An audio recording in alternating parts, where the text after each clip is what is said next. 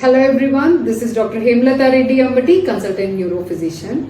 My best wishes on National Epilepsy Day. November 17న epilepsy డేగా identify చేసి awareness పెంపొందించడానికి డిఫరెంట్ ఈవెంట్స్ యాక్టివిటీస్ చేయడం జరుగుతుంది. ఈరోజు నా వంతు కాంట్రిబ్యూషన్.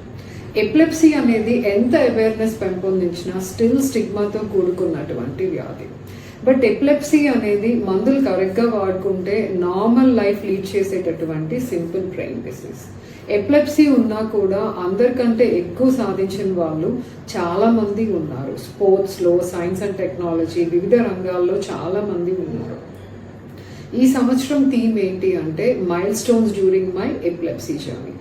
అంటే ఎపిలెప్సీ ఉన్నప్పటికీ కూడా దాన్ని కంట్రోల్లో పెట్టుకొని ఏదైతే సాధించారో please share your stories through any media or platform so that మిగిలిన పేషెంట్స్ ఇన్స్పైర్ అవుతారు.